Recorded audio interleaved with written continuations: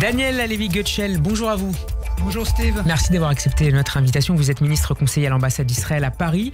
Pourquoi Israël s'oppose à la proposition donc approuvée hier lors du sommet extraordinaire de la Ligue arabe? Qu'est-ce qu'il manque à ce plan proposé, préparé par l'Égypte? On pense que ce plan et la déclaration qui a été hier adoptée par la Ligue arabe ne répond rien aux besoins de ce qui s'est passé après le 7 octobre, ne prend pas en compte la réalité du 7 octobre. Le Hamas, en tant que celui qui a initié, perpétré ce crime du 7 octobre n'est pas mentionné. La fin de son contrôle, à la fois politique et militaire, de la bande de Gaza n'est pas mentionnée. Il faut, on pense, aller vers un nouveau modèle, ne pas revenir aux anciens modèles, basés par exemple sur l'activité de l'UNRWA, qui est citée dans ce plan égyptien. On connaît les coopérations qui ont eu lieu entre cette organisation onusienne et le Hamas. L'autorité palestinienne, on sait qu'il s'agit d'une autorité corrompue qui ne peut pas reprendre. Donc on a un peu, si vous voulez, ces anciens discours qui ne sont pas remis à jour, vu les nouvelles réalités que tout le monde reconnaît depuis le 7 octobre. Le 7 octobre, on a eu face à quelque chose de tout à fait nouveau qui doit impliquer également la présentation de nouveaux plans. Face à cette rupture du 7 octobre, comment est-ce que vous expliquez les dissonances persistantes au sein du monde arabe, en particulier sur l'avenir politique du Hamas à Gaza, notamment entre les Émirats arabes unis et des capitales peut-être comme la Jordanie ou l'Égypte?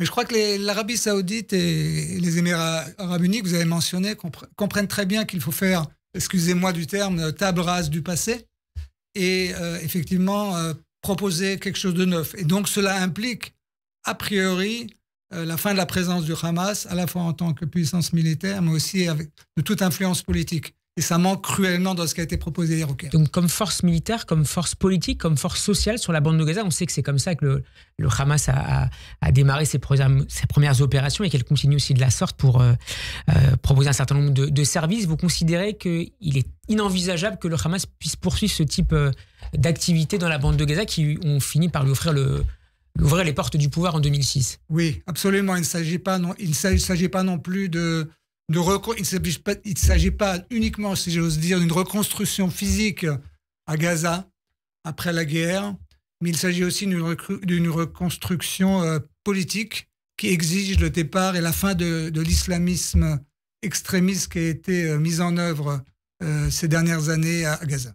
Si je vous comprends bien, Israël considère que la seule proposition acceptable est celle de Donald Trump, qui prévoit donc notamment la prise de contrôle de la bande de Gaza par les Américains et le déplacement des Gazaouis.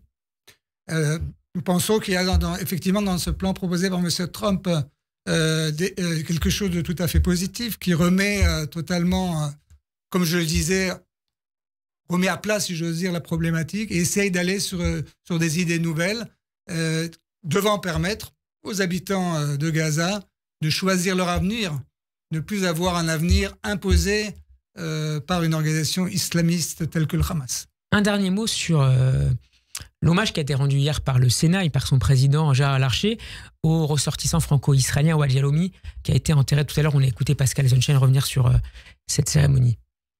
Évidemment, nous avons été tout à fait sensibles à l'ambassade d'Israël à ce message transmis par le président du Sénat à l'occasion du décès et de l'assassinat de Wadi Alomi et de l'enterrement qui a eu lieu aujourd'hui. Et c'est pour moi l'occasion de souligner l'activité tout à fait importante, à la fois du Sénat, mais également de l'Assemblée nationale et de sa présidente, en faveur des otages, en faveur des familles des otages, telle qu'elle s'est reflétée durant les nombreuses visites de délégations qui sont venues, y compris de la famille de Wadi Alomi qui était là encore il y a quelques mois et qui a été reçue au Sénat. Donc je vais profiter de l'occasion pour vraiment exprimer notre satisfaction face à cette action à la fois de M. Larcher et de Mme la présidente de l'Assemblée nationale. Yael Braun-Pivet.